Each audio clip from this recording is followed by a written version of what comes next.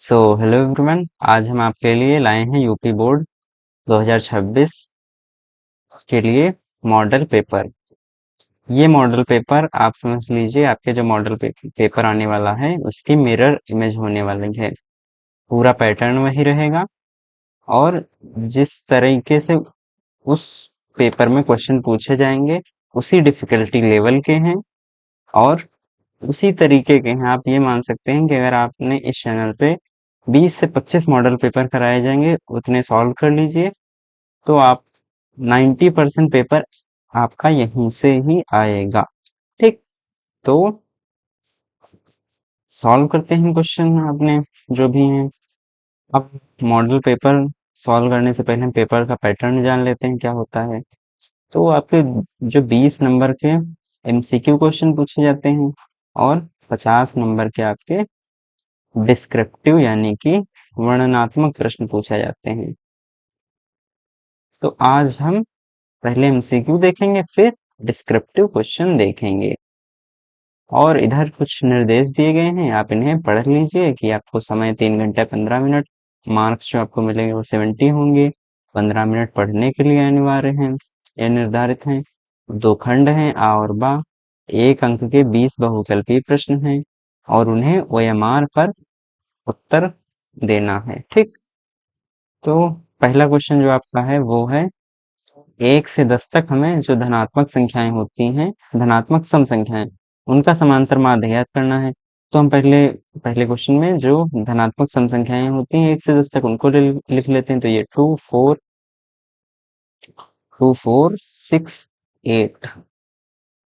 तो 10 को ऐड करना है कि नहीं, यूं तक है ना, तो एक बार इसको चेक करके देखते हैं। 4 संख्याएं हो जाएंगी, इसको बाई 4 प्लस कर लेते हैं। तो ये 8 2 10, वो 6 4 10, 10 10 20, 20/4, ये 5 आना चाहिए। 5 तो है आपका। अगर इसी में हम 2 4 6 8 + 10/5 कर देते हैं तो आपका आंसर 6 आ जाएगा। इसमें इनको बताना चाहिए कि आपकी 10 जो है वो इंक्लूड हो रही है कि नहीं इंक्लूड हो रही है। मैं क्या करता हूँ, इसको 10 को इंक्लूड ही करके सॉल्व करता हूँ तो आपका 6 आएगा ना। 10 को इंक्लूड कर दो, बिना इंक्लूड करे वाला हटा दो। ठीक, अब नेक्स्ट क्वेश्चन जो आपका है वो क्या है। नेक्स्ट क्वेश्चन है कि साइन ए की वैल्यू आपको दी गई है। साइन ए की वैल्यू 3/5 है। Sine A equals to 3/5। आपको बताना है कॉस ए का मान क्या होगा। तो साइन ए जब 3/5 है तो कॉस ए 4/5 होना चाहिए। अब मैंने ऐसे कैसे मतलब पलक झपकते ही आंसर बता दिया। आंसर तो मुझे भी पता है 4/5 होगा। देखो, एक तो ट्रिपलेट होता है 3 4 5 का, तो जब ये 3/5 है तो ये 4/5 होना ही चाहिए। लेकिन हम सॉल्व करेंगे, देखेंगे, क्योंकि आपको हो सकता है ट्रिपलेट ना याद रहे। तो रुको, एक ट्रायंगल बना लेते हैं फिर सॉल्व करते हैं। यहाँ से जाके ट्रायंगल, आपको राइट एंगल ट्रायंगल बनाना है ना। तो ये कलर फिल कर लिया मैंने, ये ठीक। चलो, अब क्या बताया गया है, ये मैंने एंगल मान लिया, ए है, ये बी और ये सी। ये हमारा दिया गया है साइन ए जो है वो 3/5। तो ये हो जाएगा 3, ये हो जाएगा 5, तो ये हो जाएगा 4। क्यों हो जाएगा 4, देखो 5² - 3² इक्वल्स टू 4² होता है, तभी तो ये 4 लिख दिया है। यहाँ पे इसे b² मान लो। तो 25 - 9 equals to b²। 16 equals to b², यानी b हमारा जो होगा 4 होगा। ठीक, तो 4 है तो cos से कितना हो जाएगा 4/5। सही। अब समीकरण जो आपकी 3 है, मतलब तीसरा जो क्वेश्चन है उसमें आपको एक सेकंड डिग्री की इक्वेशन है कि क्वाड्रेटिक इक्वेशन, द्विघात समीकरण दी गई है। इसका हमें विविक्तकर ज्ञात करना है, डिस्क्रिमिनेंट यानी कि डी हमें फाइंड करना है। तो डी का फॉर्मूला क्या होता है, डी इक्वल्स टू होता है B square minus 4ac। D कितना दिया हुआ है, -2, इसका स्क्वायर कर लो, -4, ए 3 है, सी 1/3 है, 3 से 3 कैंसिल आउट हो जाएगा, ये 4 - 4 यानी कि 0। तो डी ऑप्शन आपका करेक्ट ऑप्शन हो जाएगा। फिर तो फिर आपका फोर्थ क्वेश्चन है, फोर्थ क्वेश्चन को सॉल्व करते हैं। अब जो आप पीडीएफ मिलेगी उसमें आपको ये सोल्यूशन जो मैंने सॉल्व कर रहा हूँ ये नहीं मिलेगा आपको, ऑप्शन से ही करेक्ट मिलेंगे, और जो आपके डिस्क्रिप्टिव क्वेश्चन होंगे उनके ही सोल्यूशन आपको मिलेंगे। ये आप वीडियो देखिए, और अगर आप नोट्स बनाना चाहें तो नोट्स भी बना ले लीजिए। तो दो समरूप त्रिभुजों के क्षेत्रफल 4 और 9 के अनुपात में है, तो त्रिभुजों की भुजाओं का अनुपात क्या होगा। आपने फॉर्मूला पढ़ा होगा त्रिभुज की भुजाओं का अनुपात और उनके क्षेत्रफल के अनुपात के मध्य। वो फॉर्मूला क्या है, देखो, जो हमारी भुजा का स्क्वायर होता है, भुजा को ये थोड़ा ज्यादा वो हो गया, भुजा का जो स्क्वायर होता है वो हमारा समानुपाती होता है त्रिभुज के क्षेत्रफल के। ठीक, या भुजा जो हमारी होती है वो समानुपाती होती है अंडर रूट त्रिभुज का क्षेत्रफल। हम त्रिभुज के क्षेत्रफल को ऐसे ही डिनोट करेंगे। तो क्षेत्रफल का अनुपात क्या है, यानी कि डेल्टा 1 कौन डेल्टा 2 क्या है, ये है 4/9, और ये होता क्या है, मान लिया भुजा पहले की ए है दूसरे की बी है, इनके होल स्क्वायर के बराबर हो जाएगा। तो बस a/b आपसे पूछेगा तो कितना होगा, 4/9 का अंडर रूट, इस स्क्वायर को इधर भेजोगे तो अंडर रूट हो, यानी कि a/b क्या हो जाएगा, 2/3, यानी ऑप्शन नंबर आपका ए इज द करेक्ट आंसर। ठीक, अब अगर हम अगले क्वेश्चन की तरफ देखें, फिफ्थ क्वेश्चन, तो इसमें दिए गए हैं आपको 3 + 6 + 4 + x का समांतर मान। चार संख्याएं हैं तो 4 से डिवाइड करेंगे, ये दिया हुआ है 5, हमें x की वैल्यू निकालनी है, तो ये 13 हो जाएगा प्लस x, और ये 20, तो x की वैल्यू क्या आ जाएगी, 7 आ जाएगी। भाई 20 में से 13 माइनस करोगे 7 आ जाएगा। अब 6 नंबर आपका क्वेश्चन, 6 नंबर में आपसे पूछा गया है कि जो आपका बिंदु P, मैंने P बोल दिया, -3, 5 है, इसकी जो हमारे एक्सिस यानी कि ओरिजिन 0, 0 से दूरी क्या होगी। तो या तो आप डायरेक्ट याद कर लीजिए, या इसको हम ओपी बोल देते हैं, ओपी। तो 0 x2 - x1 करोगे तो 3 का होल स्क्वायर, और ये -5 का होल स्क्वायर, तो ये क्या हो जाएगा, 9 + 25, यानी कि हमारा √34 यूनिट्स या इकाई। ऑप्शन में है ही नहीं, तो हम ऑप्शन नंबर डी आपका चूज करेंगे। ठीक, अब अरे चलो चलो चलो, ये हमारा यही होता है इस फीचर को यूज करने से।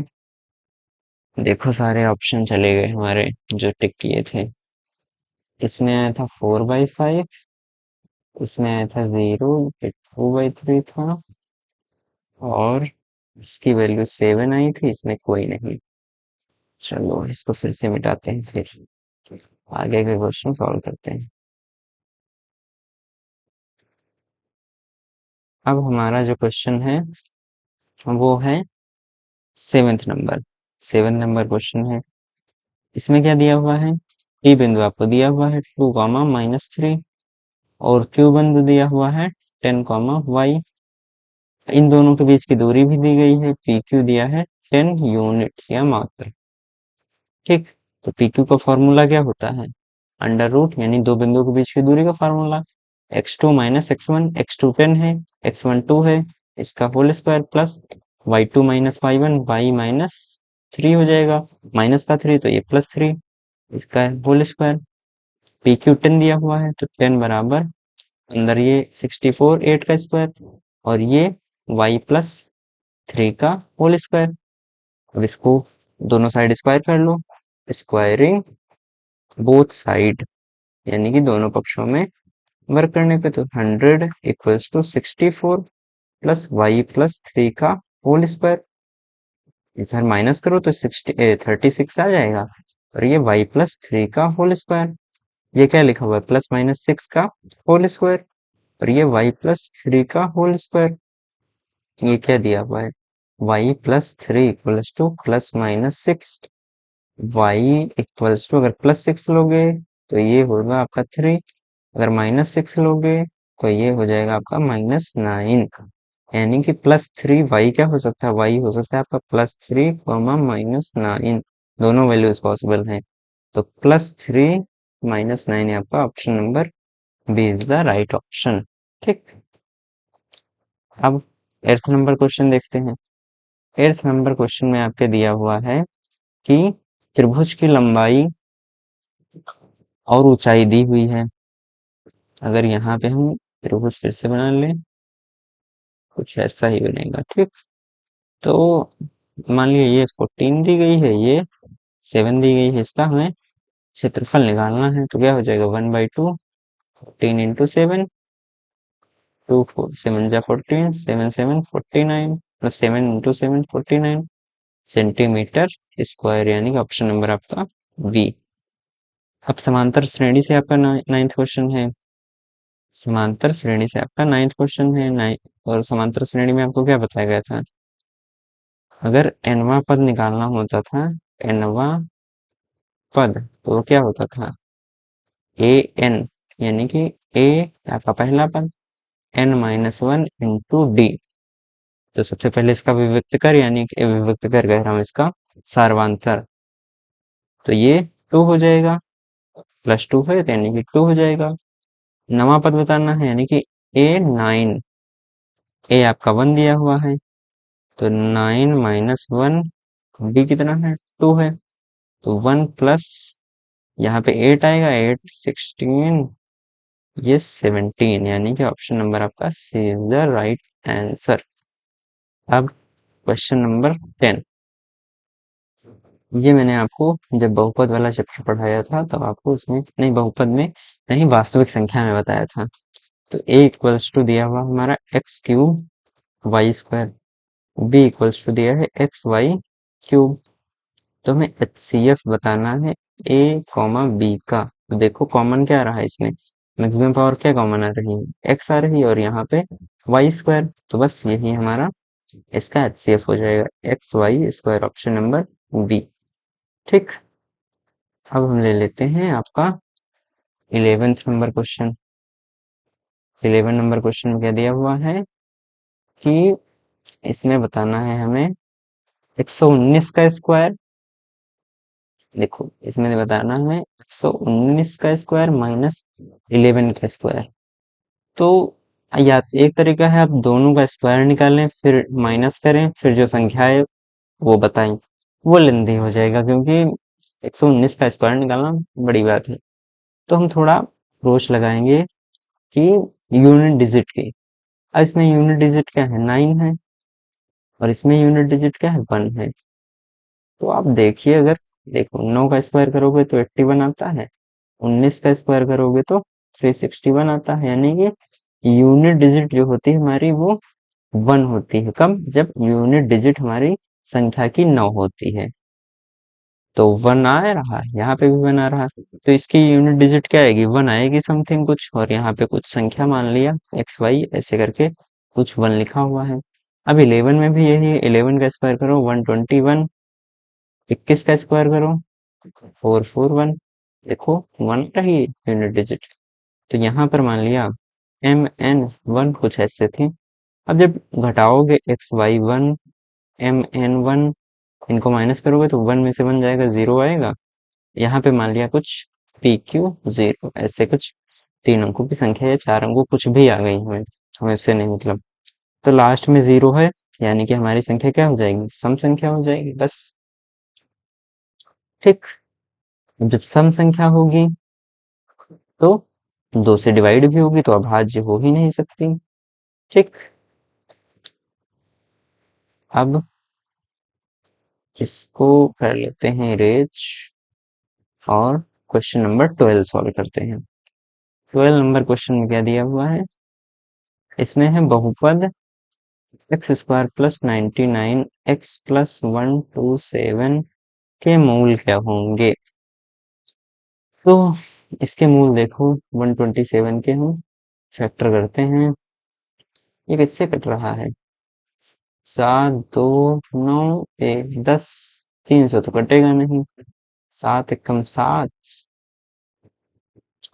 7 से भी नहीं कट रहा है, 5 आएगा। किससे कट रहा है? अच्छा, हमें नहीं नहीं इसके मूल बताने हैं कि दोनों धनात्मक होंगे, कि दोनों बराबर होंगे, कि दोनों ऋणात्मक होंगे, कि इनमें से कोई नहीं होगा। तो इसके लिए हमें डी पता करना पड़ेगा। पहले डी निकाल लेते हैं। तो डी हमारा होता है बी स्क्वायर माइनस 4ac। तो बी स्क्वायर यानी 99 का होल स्क्वायर माइनस 4 इंटू ए इंटू सी 127 होता है ना। अब 99 का स्क्वायर कर लो। 99 इंटू 99, तो ये होता है 9801 माइनस। अगर इसमें से हम माइनस कर दें आपका 4 इंटू 127, यानी कि 127 की 4 से गुणा करके माइनस कर दें, तो 127 इंटू 4 होता है आपका 508। और ये माइनस कर दें हम 9801 में से घटा दें 508, तो ये आता है 9293। अब क्या 9293 है, ये इसका अगर आप अंडर रूट लेंगे यानी कि अंडर रूट डी करेंगे, तो ये समथिंग आता है 96.400, कुछ ऐसा आता है। ठीक, तो अगर हम फॉर्मूला देखें एक्स का या अल्फा का, तो वो होता है माइनस बी, यानी कि -99 प्लस -96.400 अपॉन 2 इंटू 1। तो अगर देखो ये प्लस लोगे ना, ये अगर प्लस ले भी लिया ना, तब भी ये माइनस की संख्या होगी ना, क्योंकि -99 बड़ा है। बड़ा इन द सेंस जब घटाओगे ना तो माइनस की संख्या आएगी ना। तो यहाँ पे ये हमेशा क्या आएगा, ऊपर माइनस की संख्या आएगी। नीचे प्लस है, पॉजिटिव है, ऊपर हमेशा नेगेटिव रहेगा और नीचे पॉजिटिव रहेगा। अगर माइनस लोगे तब तो दोनों जुड़ के माइनस बना ही लेंगे, अगर ये प्लस का भी लोगे तब भी। तो दोनों हमारे जो वो आएंगे, रूट्स आएंगे, वो क्या होंगे, दोनों ऋणात्मक होंगे। ये हमारा करेक्ट आंसर रहेगा। ठीक, सो अब हम 30 नंबर क्वेश्चन सॉल्व करेंगे और ये हमारा माध्यिका का क्वेश्चन है। माध्यिका में आपको पदों की संख्या देखनी पड़ेगी, पदों की संख्या कितनी है। तो इसमें इस क्वेश्चन में पदों की संख्या क्या है, 7 है। तो फॉर्मूला क्या होता था माध्यिका का? माध्यिका का फॉर्मूला होता था, जब विषम होती थी पदों की संख्या, तो n+1/2वां पद या उसका पद का मान हमारा माध्यिका हो जाता था। तो n7 है, तो n7 है तो 7+1/2, 8/2, यानी कि चौथा पद है उसका जो मान होगा, यानी कि यहाँ पे अगर देखें तो 1 2 3 4, तो 21 जो होगी वो हमारी माध्यिका हो जाएगी। ठीक, अब 14 नंबर क्वेश्चन, 14 ये हमारा 21 हो जाएगी माध्यिका। 14 नंबर क्वेश्चन में है कि इसके ए और बी के मध्य बिंदु के निर्देशांक क्या होते हैं। तो मध्य बिंदु के निर्देशांक x, y, मान लिया P इसका मध्य बिंदु है, उसके निर्देशांक होते हैं x1 प्लस x2/2 और y1 प्लस y2 अपॉन 2।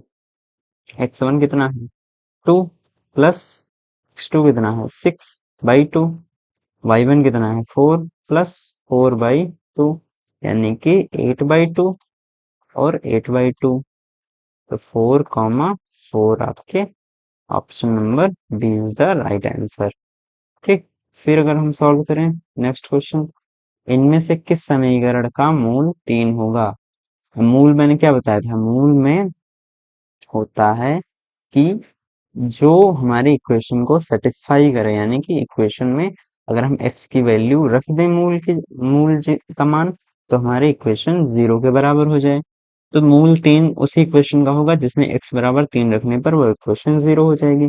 तो अगर ए ऑप्शन में हम देखें तो ये अगर 3 रखें तो 9 होगा, और 4 3 12 प्लस 3, तो इसको जोड़ो, 12 माइनस 12 0 आ रहा है, यानी कि यही इक्वेशन हमारी सही इक्वेशन है, इसी का मूल 3 होगा। अब इसमें तो चित्र ही नहीं दिया हुआ है, चित्र मिसिंग है। चलो इस क्वेश्चन को बाद में कर लेंगे, जब बाद में देखेंगे कि हाँ इसमें चित्र कौन सा होगा। अब बिंदु -6, 8 के मूल बिंदु से दूरी, तो इससे पहले भी एक क्वेश्चन कर चुके हैं, हम डायरेक्ट करेंगे -6 का होल स्क्वायर प्लस 8 का होल स्क्वायर, तो ये क्या होगा 36 प्लस 64, यानी कि √100, यानी कि 10 is the right answer, answer में बी।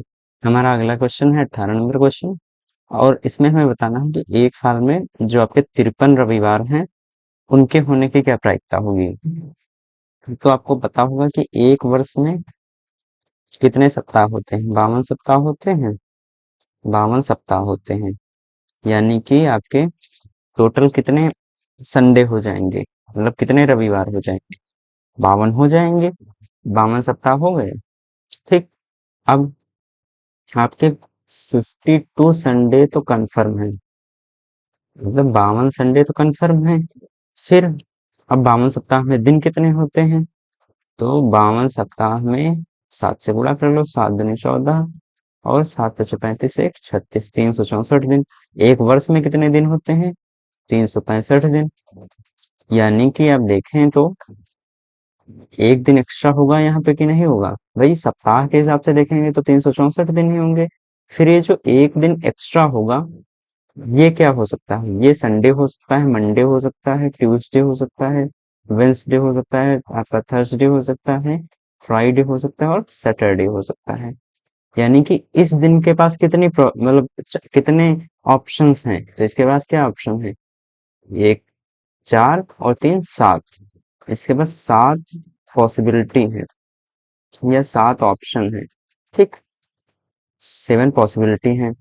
अब इसमें से अगर ये संडे हो जाता है तो आपके कितने दिन हो जाएंगे, मतलब एक वर्ष में कितने संडे हो जाएंगे, 53 हो जाएंगे। अगर मंडे हुआ तब 52 संडे रहेंगे, ये ट्यूसडे हुआ तब भी 52 संडे रहेंगे, वेंसडे हुआ तब भी 52 संडे रहेंगे। तो यानी कि आपको समझ में आ रहा होगा कि आपके 53 जो रविवार होंगे वो इस वीक में संडे की प्रायिकता पर डिपेंड करेंगे।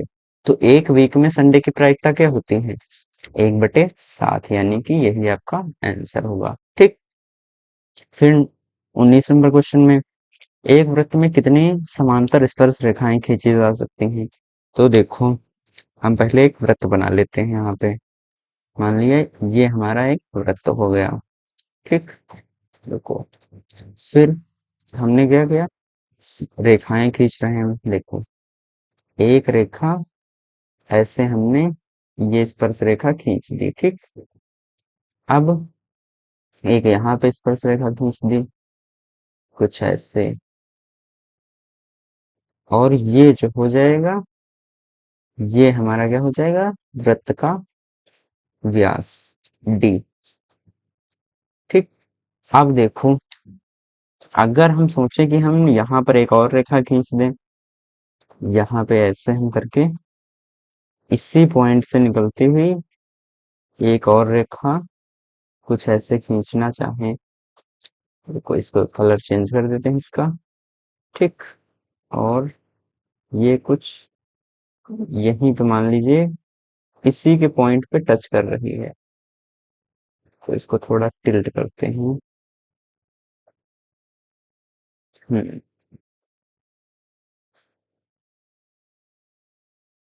यहाँ पे ठीक मान लीजिए कि वहीं पे टच कर रही है, ये ये इसका क्या है, टच वाला पॉइंट है। ठीक, यहाँ पे दोनों टच कर रही हैं। तो देखो क्या ये वाली रेखा इस रेखा के समांतर है, नहीं है, क्योंकि इसके बीच का डिस्टेंस क्या होगा, इस रेखा और इस रेखा के बीच का डिस्टेंस क्या होगा, ये कुछ ऐसा डिस्टेंस होगा, होगा कि नहीं होगा। और अगर हम यहाँ पे डिस्टेंस देखें, यहाँ पे तो क्या हो जाएगा, अगर ये वाला डिस्टेंस हम यहाँ पे देखें तो ये आपको कुछ कम दिख रहा होगा। यहाँ पे अगर आप डिस्टेंस देखें तो ये डिस्टेंस, ये अगर हम D1 मान लें, ये D1 कह दें और ये D2 कह दें, तो D1 is not equal to D2। अगर आप इस वाले डिस्टेंस की बात करें, या इसे हम D बोल रहे थे, और अगर हम दूसरी लाइंस खींचें तो हमेशा हर जगह हमें D समान ही मिलेगा। देखो, चाहे हम यहाँ पे खींच लें ऐसे, तब भी D समान मिलेगा, यहाँ पे खींच लें तब भी D समान मिलेगा। ठीक, तो यानी कि हमारी जो समांतर स्पर्श रेखाएं होती हैं वो केवल दो हो सकती हैं। ठीक, अब ये है कि 9 सेक स्क्वायर 20 नंबर क्वेश्चन में, यहाँ पे सॉल्व कर लेते हैं 20th क्वेश्चन, कि 9 सेक स्क्वायर ए माइनस 9 tan स्क्वायर ए। तो 9 कॉमन ले लें, सेक स्क्वायर ए माइनस tan स्क्वायर ए। आपने आइडेंटिटी एक पढ़ी होगी, कौन सी आइडेंटिटी, कि जो आपका 1 प्लस tan स्क्वायर ए होता है वो किसके बराबर होता है, वो सेक स्क्वायर ए के बराबर होता है। तो अगर आप यहाँ से tan स्क्वायर ए को उधर भेजें तो सेक स्क्वायर ए माइनस tan स्क्वायर ए कितना हो जाएगा, ये 1 के बराबर हो जाएगा। यहाँ पे 1 रख दीजिए, तो ये होगा 9 इंटू 1, यानी कि 9 आपका उत्तर होगा। सी नंबर आपका जो होगा वो उत्तर होगा। अब देखिए, इसको मिटा देते हैं सब लोग, ये ऐसे मिटेगा। अब हम सॉल्व करते हैं आपका 21 नंबर क्वेश्चन सॉल्व करते हैं। 21 नंबर में क्या है कि बिंदु ए और बी को मिलाने वाले रेखाखंड को 2:1 के अनुपात में अंतः विभक्त करने वाले बिंदु का निर्देशांक ज्ञात कीजिए। तो मैंने आपको बताया है ना कि अंतः विभक्त करने वाले बिंदु के निर्देशांक क्या होते हैं। नहीं, अगर लेक्चर नहीं हुआ तो अभी देख लीजिए कि जो पॉइंट जैसे x कॉमा वाई हमारा अंतः विभक्त कर रहा है किस अनुपात में, m1 अनुपात m2 में, तो x के निर्देशांक क्या होते हैं, m1 x2 plus m2 x1 upon में m1 plus m2 comma m2 x1 plus m1 x, अरे सॉरी सॉरी, यहाँ पे y होगा, रुको रुको, यहाँ पे y हो जाएगा, ये होगा m1 y2 plus m2 y1 upon में m1 प्लस m2। तो हमारा x1 क्या दिया हुआ है, x1 हमारा 1 है, x2 हमारा -4 है, y1 3 है और y2 हमारा 6 है। m1 क्या दिया हुआ है, m1 दिया हुआ है 2 और m2 हमारा 1 है। ठीक, तो अगर हम फॉर्मूला रख दें तो पी एक्स कॉमा वाई बराबर क्या हो जाएगा, m1 2 x2 -4 plus m2 1 x1 1 upon में 2 प्लस 1 यानी 3 हो जाएगा।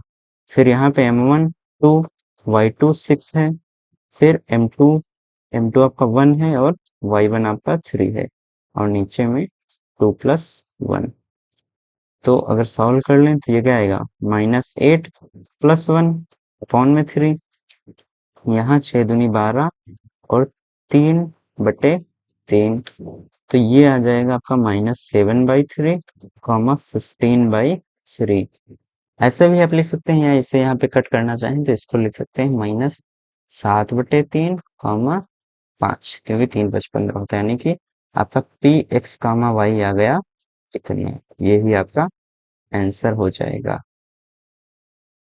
ये आपका आंसर हो जाएगा। अब अगर हम 21 का जो का तो हमने सॉल्व कर लिया, खा खंड देखें तो संपूरक कोणों में बड़ा कोण छोटे कोण से 36 डिग्री अधिक है। मान लिया हमने, 22 नंबर देखे यहाँ पे कि दो संपूरक कोण हैं। अब संपूरक कोणों का योग कितना होता है, 180 अंश होता है। अब ये तो हमारी फर्स्ट इक्वेशन हो गई। सेकंड इक्वेशन हमें क्वेश्चन में दी गई है, जो बड़ा कोण है, यानी कि ए हमने मान लिया बड़ा कोण है, ये बराबर है कोण बी के, लेकिन ऐसे तो बराबर हो नहीं सकता क्योंकि बड़ा है, तो इसमें हमें कुछ जोड़ना पड़ेगा, दिया है कि इसमें 36 डिग्री जोड़ना पड़ेगा। तो आप प्रतिस्थापन कर दीजिए पहले इक्वेशन में ए की वैल्यू, तो यहाँ पर हो जाएगा two angle B plus 36 degree equals to 180 degree. अब यहाँ से आप अगर कट करना चाहें तो ये 18 और ये 90 डिग्री, यानी आपका एंगल बी जो आ जाएगा वो 90 माइनस 15 डिग्री आ जाएगा। घटा लीजिए तो ये आपका कुछ 72 डिग्री बनेगा। ठीक, तो दोनों कोण ज्ञात करना, तो एक हो जाएगा आपका 72 डिग्री, दूसरा क्या हो जाएगा 108 डिग्री। हो जाएगा कि नहीं, ये दोनों आपके कोण हो जाएंगे। अब सिद्ध कीजिए कि, रुको मिटा लेते हैं फिर सिद्ध करते हैं।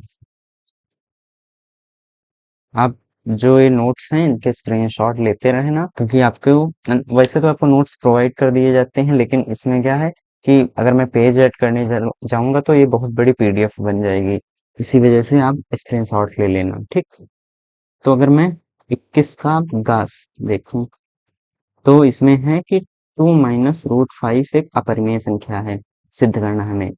तो इसको हम क्या मान लेंगे, पी बाई क्यू मान लेंगे, और जहां हम क्या बोल देंगे, पी बाई क्यू क्या है, रैशनल नंबर है या परिमेय संख्या है, ऐसा हम मान लेंगे। अब चूंकि ये रैशनल नंबर है, ठीक, और एक और चीज हम बोल देंगे कि पी कॉमा क्यू क्या है, को प्राइम है, को प्राइम नंबर है। अगर आपको को प्राइम या रैशनल नहीं पता है तो आप प्लेलिस्ट में जाइए, वहां पर आपका जो फर्स्ट चैप्टर है उसमें ये सब मैंने डिस्कस किया हुआ है। तो अब पी अपॉन क्यू को मैंने रैशनल या परिमेय मान लिया है, यहाँ पे इसे बोलते हैं सह अभाज्य। सहभाज्य की प्रॉपर्टी क्या होती है कि पी और क्यू का जो एचसीएफ होता है वो क्या होता है, 1 होता है। आपको इसी चीज की जरूरत पड़ेगी इसको अपरिमेय प्रूफ करने में।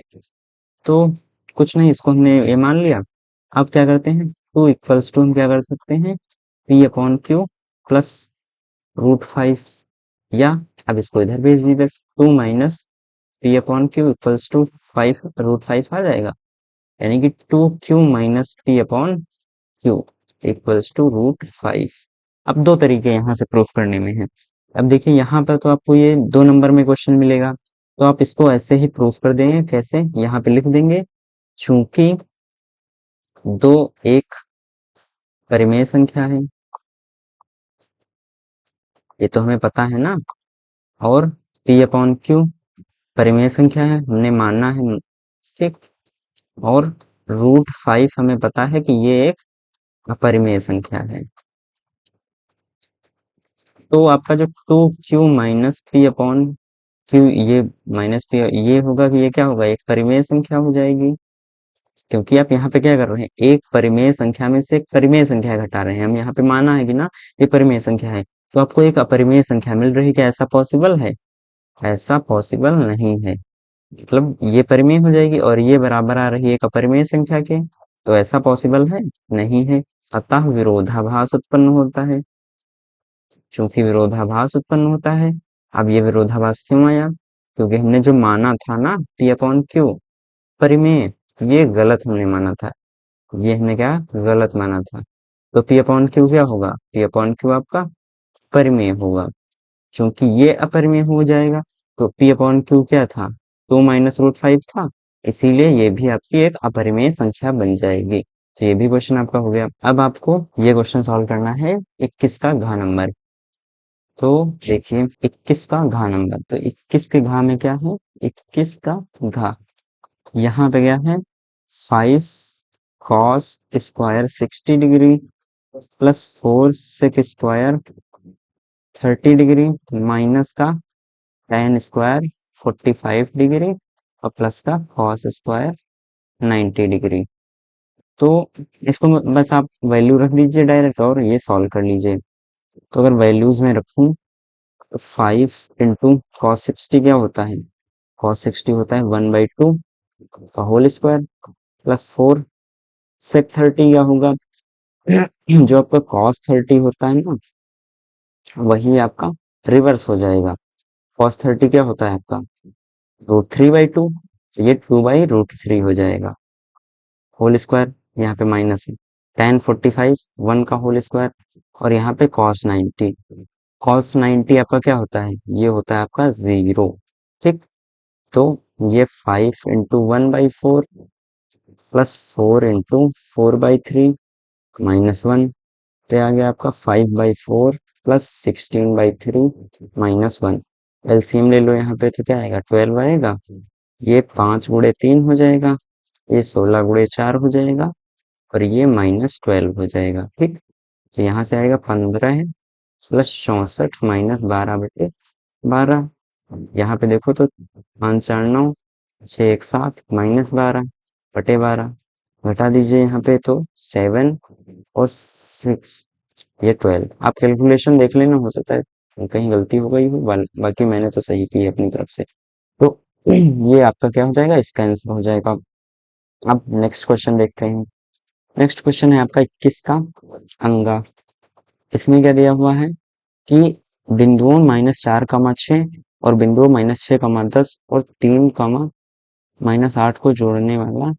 अच्छा, ये आपका बिंदु दिया गया है P, और ये आपके मान लीजिए A और B दिए हुए हैं। अब हमें बताना है कि P इन दोनों को जोड़ने वाली रेखा यानी AB पर कुछ ऐसी एक AB रेखा होगी, इस पे कुछ P होगा, तो हमें M1 M2 बताना है। तो हम क्या मानेंगे, हम मानेंगे माना जो P है यानी -4, 6 है, वो A -6, 10 और B 3, -8 को जोड़ने वाली यानी AB रेखा को किस अनुपात में विभाजित करता है, K/1 में। हमने ऐसा मान लिया, तो बस रख दीजिए वैल्यू, -4, 6 क्या हो जाएंगे, ये P हो गया, ये बराबर हो जाएगा आपका। तो यहाँ पे देखिए M1 क्या है, K है, और X2 क्या है आपका 3 है, प्लस M2 क्या है आपका 1 है, और X1 क्या है -6 है, अपॉन में K+1। अब आपको y की वैल्यू लिखें चाहे ना लिखें, इसी से सॉल्व हो जाएगा। तो -4 को इसका x और इसका x इक्वल कर लेते हैं, तो ये हो जाएगा 3k-6 अपॉन में k+1। क्रॉस मल्टीप्लीकेशन कर लीजिए, -4 इक्वल्स टू 3k-6। अब अगर मैं 6 को इधर ले आऊं और 4 को के जो है उसको उधर भेज दूं, तो ये हो जाएगा 6 - 4 इक्वल्स टू 3k+4k। तो 7 के आपका आ जाएगा 2, या k की वैल्यू आ जाएगी आपकी 2/7। तो आपका अनुपात क्या था, अनुपात आपका k/1 था, यानी कि 2:7 था। यही तो होता है ना, अब दोनों तरफ 7 से मतलब मल्टीप्लाई कर दीजिए, क्योंकि आपको पता है अनुपात में सेम संख्या से मल्टीप्लाई करने पे कोई फर्क नहीं पड़ता है। तो ये कट जाएगा, तो 2:7 के अनुपात में ये बिंदु आपका विभाजित करेगा। ठीक, अब अगर मैं अगले क्वेश्चन की बात करूं, तो इसमें आपको बारंबारता बंटन का बहुलक ज्ञात करना है। ठीक, तो अगर आपको इसका फॉर्मूला याद होगा तब तो आप कर लेंगे, वरना आप नहीं कर पाएंगे। तो इसका फॉर्मूला क्या होता है, अगर आपने सही से पढ़ा होगा तो फॉर्मूला इसका पता होगा। तो इसका फॉर्मूला क्या होता है, इसका फॉर्मूला होता है बहुलक यानी Z equals to L plus F1 minus F0 upon में 2F1 और minus F0 minus F2 into H। अब ये क्या होता है, जो देखे यहाँ पे बारंबारता 8 की ज्यादा है ना, तो आपको यही देखना है, F1 की वैल्यू आपकी क्या हो जाएगी 8 हो जाएगी। यहाँ पे F1 निकाल लीजिए, 8 हो जाएगी। फ्रिक्वेंसी F1 से डिनोट करते हैं, तो F0 क्या हो जाएगी, F0 हो जाएगी इससे पहले वाली फ्रिक्वेंसी, यानी कि आपकी जो हो गई वो 6 हो जाएगी। ठीक, और F2 क्या हो जाएगी, F2 हो जाएगी इसके बाद वाली फ्रिक्वेंसी, यानी कि 2 हो जाएगी। अब L क्या है, L इस वर्ग अंतराल की जो निम्न सीमा है, यानी कि L आपका हो जाएगा 3। ठीक, और H क्या हो जाएगा, H इन दोनों के बीच का जो डिफरेंस होता है, वर्ग अंतराल में जो डिफरेंस होता है वो आपका हो जाएगा H की वैल्यू क्या आ गई 2 आ गई। तो बस इसमें रख दीजिए Z इक्वल्स टू L आपको पता है 3 प्लस F1, रुकिए F1 आपका कितना है, F1 आपका 8 है, 8 माइनस F0 6 है, अपॉन में 2F1 यानी कि 2 इंटू 8 माइनस नॉट आपका 6 माइनस F2 यानी 2, इसकी मल्टीप्लीकेशन हो जाएगी H यानी कि 2 से। तो यहाँ से अगर देखें Z इक्वल्स टू 3 प्लस ये 2 आएगा 16 माइनस 8 इंटू 2, तो अगर देखें 3 प्लस 2 अपॉन में 8 इंटू 2 यानी कि 241 यानी कि 3 प्लस 1/2 यानी कि 3.5 इसका क्या हो जाएगा, ये आपका बहुलक हो जाएगा। चलिए नेक्स्ट क्वेश्चन क्या है आपका 22 का है। कोई 5 खंड हल करना है आपको इसमें। 22 में आपको मतलब थोड़ा लॉन्ग, जो अभी तक क्वेश्चन सॉल्व कर रहे थे वो थोड़े शॉर्ट क्वेश्चन थे, अब ये लॉन्ग क्वेश्चन हो जाएंगे, मतलब लॉन्ग क्या मीडियम लेवल के क्वेश्चन हो जाएंगे। तो आपको ये दिया हुआ है कॉस थीटा। अगर मैं का खंड की बात करूं तो कोई 5 सॉल्व करने हैं ना, तो चलिए क्या बताते हैं। कॉस थीटा आपका 4/5। तो आपसे पूछा है sine theta into cos theta plus tan square theta की वैल्यू क्या होगी, यही तो पूछा है आपसे। तो अगर आप एक ट्रायंगल बना लें, right angle triangle, cos theta क्या होगा 4/5, ये थीटा मान लेते हैं तो यही होगा, ये 3 आएगा। साइन थीटा क्या होगा 3/5, कॉस थीटा 4/5, tan थीटा 3/4 का होल स्क्वायर। समझ में आ गया कि आप इसे सॉल्व कर लेना और यही आपका आंसर हो जाएगा। ठीक, अब ये प्रूफ नहीं कराऊंगा क्योंकि अभी इससे पहले मैंने आई थिंक प्रूफ करा दिया है। जो ये था यहाँ पे, ये देखिए गाँव में मैंने बताया था कि 2 - √5 एक अपर में कैसे है, तो उसी तरीके से ये वाला क्वेश्चन भी आपका अपरिमेय वाला हो जाएगा। अब ये रैखिक समीकरण युग्म को मुझे सॉल्व करना है, यानी गा वाले क्वेश्चन में 15 upon x minus Y plus 22 upon x plus Y और इक्वल्स टू 5 हो गया। ये 40 upon x minus Y plus 55 upon x plus Y, ये बराबर 13 हो गया। तो क्या करेंगे हम, x plus Y, X minus Y को मैंने p मान लिया और इसको q बोल दिया। ठीक, ऐसा मान सकते हैं। तो ये क्या हो जाएगा, ये हो जाएगा 15/p plus 22/q equals to 5। यहाँ पे 40 अपॉन p और ये हो जाएगा 55 अपॉन में q इक्वल्स टू 13। देखो यहाँ पे हम क्या कर सकते हैं कि 15 और 40 का एलसीएम ले लेते हैं। तो क्या आएगा 15×60 और रुपये निकाल ही लेते हैं 15 और 40 का। तो ये 2 15 20, 2 15 10, 2 15 5 यानी कि 3 5 5, ये 5 आएगा। 5 या 15 दूना 30 दूना 60 दूना 120। ठीक, तो 120 इसका एलसीएम आ जाएगा। तो मुझे इसको 120 बनाना है तो इसे 8 से गुणा कर दूंगा, इसको 120 बनाना है तो इसे 3 से गुणा कर दूंगा। तो ये 120/p आएगा और 22 गुणे 8 करके कुछ अपॉन में q इक्वल्स टू 8×40 आ जाएगा। ये आपकी कौन सी इक्वेशन बन जाएगी, फर्स्ट इक्वेशन। यहाँ पे अगर सेकंड इक्वेशन की बात करें तो 120/p आएगा और ये 55 गुणे 3 अपॉन में q और 13×39, ये आपकी सेकंड इक्वेशन बन जाएगी। अब आपको सॉल्व कैसे करना है, देखिए यहाँ पे। अब इस इक्वेशन से जब ये इक्वेशन आप घटाएंगे तो 120 में से 120 तो घट ही जाएगा, तो ये आएगा आपका 22 गुणे 8 अपॉन में q और माइनस कर दीजिए तो ये 55 गुणे 3 अपॉन में q बराबर क्या होगा 40 माइनस 39, यहाँ पे 1 बचेगा। तो अगर यहाँ पे एलसीएम ले लें तो ये 22 गुणे 8 माइनस 55 गुणे 3 बटे क्यू लिखा हुआ है और इसकी वैल्यू क्या है 1 है, क्यू को उधर भेज दूं तो क्यू यहाँ पे आ जाएगा। तो अगर यहाँ पे मैं 11 कॉमन ले लूँ तो 2 × 8 यहाँ पे 5 × 3 इक्वल्स टू क्यू। तो 11 और 8 दूनी 16 माइनस 15 यानी कि क्यू की वैल्यू क्या आ गई, क्यू की वैल्यू आ गई 11।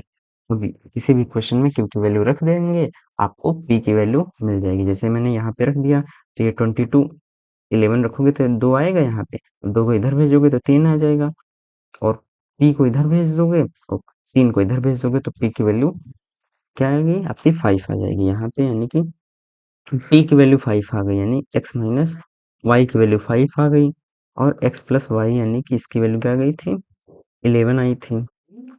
अब यहाँ पे इन दोनों को ऐड कर लीजिए तो 2x क्या होगा 16 हो जाएगा, तो x की वैल्यू 8 हो जाएगी और y की वैल्यू क्या हो जाएगी 3 हो जाएगी, यानी कि यहाँ पे x की वैल्यू 8 और y की वैल्यू 3, ये आपको मिल जाएगा। मैंने शॉर्ट फॉर्म में इतना क्यों बताया है क्योंकि इतना टाइम नहीं, मतलब यहाँ पे अगर मैं पूरा डिटेल में सोल्यूशन कराने लगूंगा तो 3 घंटे का पेपर होता है ना, तो बहुत लंबी वीडियो हो जाएगी ना। या तो इसे पार्ट्स में कराऊं, सब बन सकते हैं। वैसे भी ये लंबी वीडियो रहने वाली है। अब देखते हैं 7 सेंटीमीटर भुजा के ठोस लकड़ी के घन को छीलकर एक महत्तम गोला बनाया जाता है। छिली हुई लकड़ी का आयतन ज्ञात कीजिए। अब देखिए, ये क्वेश्चन थोड़ा घुमाने वाला है।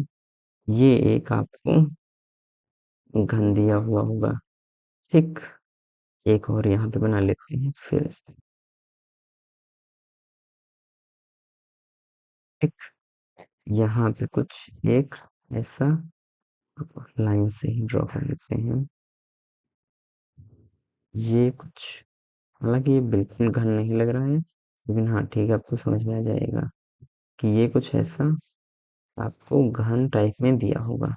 और इसमें बोल रहा है कि इसके अंदर महत्तम गोला है, यानी कि इसके अंदर अगर मैं कोई गोला बनाना चाहूँ, इससे इसके अंदर एक गोला बनाना चाहूँ जो, देखो यहाँ पे क्या हो रहा है, ये इसको भी टच कर रहा है, इसको भी इधर टच करेगा, ऊपर भी टच करेगा, नीचे भी टच करेगा। तो अगर आप ध्यान से देखें तो ये वाली जो लेंथ होती है ना, अगर आप ध्यान से देखें, ये वाली लेंथ आपकी क्या होगी, देखिए, ये वाली लेंथ आपकी क्या हो जाएगी, ये ये अगर मैं बना दूं इससे कुछ, तो ये लेंथ आपकी व्यास हो जाएगी, ये वृत्त का व्यास हो जाएगा डी। और यही हमारी, ये देखो, ये भुजा भी तो यही होगी ना, तो डी बराबर ए आ जाएगा, ठीक। अब बोला है कि जो हमें गोला कैसे बनाना, घन था हमारा, घन को हम ये शेव कर रहे हैं, मतलब छील रहे हैं, ये सारा पार्ट हम क्या कर रहे हैं, हटा रहे हैं इससे। तो अगर मुझे छिले हुए जो वो छीलन होती है ना, उसका आयतन निकालना है, तो मैं क्या करूंगा, पूरे घन का आयतन माइनस कर दूंगा इसमें, जो गोला बनाया होगा उसका आयतन, पाई आर क्यूब। तो घन का आयतन क्या होगा, 7 है ना, तो इसका क्यूब कर दो, -4/3। और पाई 22/7 रख दो, या 3.14 रख दो। आर क्या होगा, अब यहाँ पे डी की वैल्यू क्या आ गई, ए आ गई। आर क्या हो जाएगा, A/2 हो जाएगा, होगा कि नहीं, क्योंकि डी क्या होता है, 2R होता है। इसकी जगह हम ये भी तो लिख सकते हैं, 2R बराबर है, तो आर की वैल्यू A/2 आएगी, यहाँ पे A/2 यानी 7/2 का होल क्यूब कर दीजिए। अब इसको आप सॉल्व कर लेंगे, यही आपका आंसर बन जाएगा, ठीक। यहाँ से 2 से ये कट जाएगा पूरा। अगर यहाँ पे मैं बात करूँ तो 7×7 = 49, यानी कि, और 49 की गुणा 7 से करो तो 7×9 = 63, और 7×4 = 28, 34, यानी कि 343 माइनस, अब यहाँ पे एक क्यूब ये बनाएगा तो ये कट जाएगा, और एक 2 से ये कट जाएगा, एक 7 से ये एक 7 कट जाएगा, तो यहाँ पे क्या आएगा, 49/3 आएगा इसका आंसर, यहाँ पे इतना बनेगा। तो इसको बस आप सॉल्व कर लेंगे, ठीक। ये आपका आंसर मिल जाएगा। इसको मैं इरेज कर देता हूँ, फिर नेक्स्ट क्वेश्चन आपको बताता हूँ। तो नेक्स्ट क्वेश्चन है आपका कि एक बहुमंजिले भवन के शिखर से 10 मीटर ऊंचे स्तंभ के शिखर और तल के अवनमन कोण क्रमशः इतने हैं, बहुमंजिले भवन की ऊंचाई तथा स्तंभ और भवन के बीच की दूरी ज्ञात कीजिए। तो इसका मैं फिगर बना दूंगा, आपको उसी से क्वेश्चन सॉल्व कर लेना है, ठीक। तो क्या बोला गया है,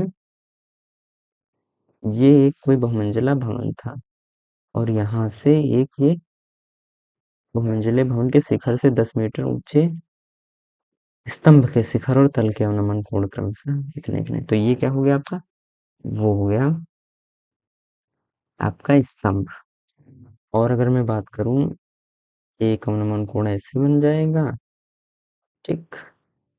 और एक अवनमन कोण आपका कुछ ऐसे बन जाएगा यहाँ के, और ये एक लाइन यहाँ पे मैं ड्रॉ कर लेता हूँ वर्टिकल, तो आपको समझा बाकी कि कैसे बना है, ठीक। ये तो समझ में आएगा आपको। देखिए, यहाँ क्या बोला गया है कि इसकी ऊंचाई है 10 मीटर। अब शिखर से, इसके शिखर से मतलब भवन के शिखर से स्तंभ का शिखर, ये इसका शिखर हो जाएगा, और तल ये हो गया तल। तो यही बोला कि अवनमन कोण ये होता है, तो ये बोला गया 30 डिग्री है, और आपको ये वाला कोण बताया गया है, ये 45 डिग्री है। यानी कि अगर मैं थोड़ा इसे छोटा करता हूँ, तो ये आपको एंगल बताया गया है 30 डिग्री, और ये वाला एंगल आपको बताया गया है 45 डिग्री। तो इसको क्या करेंगे, हम इधर मिला लेंगे, ठीक ऐसे। ये वाला भी 45 हो जाएगा, और ये वाला जो आपका था ना, ये एंगल यहाँ पे, ये आपका हो जाएगा 30 डिग्री। समझ में आ रहा है कि कौन सा 30 डिग्री होगा, कौन सा 45 डिग्री होगा। अब आप इसमें पाइथागोरस वो जो एंगल वाला वो क्या होता है, वो रख लेंगे, और आपको सोल्यूशन कर सॉल्व कर लेंगे, जो tan थीटा रख के को सॉल्व हो जाएगा क्वेश्चन ये। ठीक, अभी कैसे सॉल्व हो, देखो इसको h मान लेना इतना, ये क्या हो जाएगा, ये 10 - h हो जाएगा, होगा कि नहीं होगा। ये 45 है, तो मैं आपको डायरेक्टली बता रहा हूँ, जब आप tan 45 रखेंगे तो इसकी वैल्यू 10 मीटर आएगी, यानी कि इसकी वैल्यू भी 10 मीटर आएगी। फिर आप यहाँ पे tan 30 रखेंगे तो h की वैल्यू निकल के आएगी, h की वैल्यू यहाँ पे पुट कर देंगे तो इसकी वैल्यू आ जाएगी। ठीक, ऐसे क्वेश्चन सॉल्व होगा। अब आपको पंगा हो गया ना। अब आपको 4 क्वेश्चन। एक धात्विक गोले का आंतरिक व बाह्य व्यास क्रमशः 4 और 8 सेंटीमीटर, इसे फैलाकर शंख बनाया जाता है। इसका आधार का व्यास 8 सेंटीमीटर, इसकी ऊंचाई ज्ञात कीजिए। तो मैंने फंडा क्या बताया कि V1 इक्वल्स टू V2 होगा। अगर किसी को पिघला के किसी दूसरी वस्तु में बदला जा रहा है तो V1 इंटू V2 होगा। अब व्यास दिया है गोले का, तो बाहिरी मतलब 4/3 पाई R1 क्यूब में से घटा दोगे आंतरिक 4/3 पाई R2 क्यूब, और इसको इक्वल कर दोगे, क्या शंकु बनाएगा, यानी कि 1/3 पाई R² H। ठीक, तो देखो ये 3 कैंसिल आउट हो गया, तो यहाँ पे बनेगा 4 पाई, और पाई से पाई कैंसिल आउट हो जाएगा, ये पाई और ये पाई। तो ये कुछ फार्मूला बनेगा 4R1 cube minus 4R2 cube equals to, ये बन जाएगा R²H। ठीक, अब इसमें बताया गया है व्यास आपको दे गया है ना, यहाँ पे R निकाल लोगे ना, व्यास 8 है तो R क्या हो जाएगा, 4 हो जाएगा। यहाँ पे व्यास क्या है, ये R2 है ना, मतलब D2 है, तो वहां से R2 निकालोगे तो 2 आएगा, और यहाँ पे R1 निकालोगे तो 4 आएगा। ये लिखा हुआ है 4 × 4 का होल क्यूब माइनस 4 × 2 का whole cube equals to R², यानी कि 4² × H। अब इसको सॉल्व कर लोगे, बस आपका H निकल के आ जाएगा। अब यहाँ पे 23 क्वेश्चन क्या दिया गया है कि दो अंकों का योग x x प्लस वाई दिया हुआ है 8 है, उनके व्युत्क्रमों का योग x+1/x और 1/y क्या है, 8/15 है। ये दोनों इक्वेशन है, इनको आप सॉल्व कर लेना, आपको मतलब इसका सोल्यूशन मिल जाएगा, जो x और y की वैल्यूज आएंगी। यहाँ पे क्या प्रूफ करना है कि 1 प्लस साइन है, ठीक, और ये है 1 माइनस साइन है, equals to sec A plus tan A. तो इसका परिमीकरण कर दीजिए, 1 प्लस साइन ए से इसकी गुणा कर दीजिए, ये स्क्वायर बन जाएगा। जब नीचे गुणा करोगे तो ऊपर, तो ये 1 प्लस साइन ए बनेगा, और नीचे क्या बन जाएगा, इसकी गुणा करो तो 1 माइनस साइन स्क्वायर यानी कि कॉस स्क्वायर है। ये पूरा ऐसे रूल लगा लोगे तो 1 प्लस साइन ए बाहर निकलेगा, और नीचे क्या निकलेगा, कॉस ए। देखो 1/cos ए से ए बन जाएगा, साइन अपॉन ए tan ए बन जाएगा, यानी कि ये क्वेश्चन भी आपका सॉल्व हो जाएगा। अब दो वर्गों के क्षेत्रफलों का योग, यानी कि पाई R1² प्लस पाई R2² आपको दिया हुआ है 400। उनके परिमापों का अंतर, यानी कि 2 पाई R1 माइनस 2 पाई R2 आपको दिया गया है 16। तो देखो यहाँ से एक आपको इक्वेशन मिल जाएगी ये, और ये आपको इक्वेशन 2 मिल जाएगी, इन दोनों को सॉल्व कर लेंगे तो यहाँ वर्गो नहीं होगा, यहाँ पे दोनों, अच्छा, सॉरी सॉरी सॉरी, मुझे लगा वृत्त लिखा हुआ है, यहाँ पे वर्ग लिखा हुआ है, आई एम रियली सॉरी। देखिए ये कुछ ऐसे सॉल्व होगा, ओके, यहाँ पे ये भी कर दो।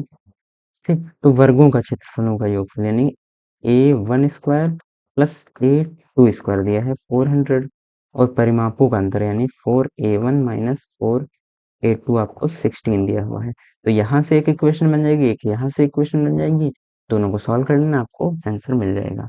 ठीक, अब एक समकोण त्रिभुज की समकोण बनाने वाली भुजाएं 5x 3x और त्रिभुज का क्षेत्रफल, तो देखो 1/2 into 5x into 3x minus 1 equals to 60। ये त्रिभुज का क्षेत्रफल होता है, लंबाई गुणे लंबाई कह रहा हूँ मैं, लेंथ इंटू, नहीं sorry sorry, base into height होता है ना, बेस इंटू हाइट, ये हो जाएगा।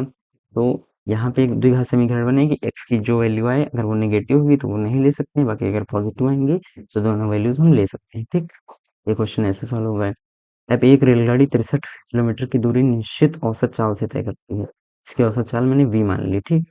और फिर 72 किलोमीटर की दूरी प्रारंभिक चाल से 6 घंटा अधिक औसत चाल से तय करती है, यानी v+6 है। तो यह दूरी 3 घंटे में तय करती है। प्रारंभिक औसत चाल क्या थी?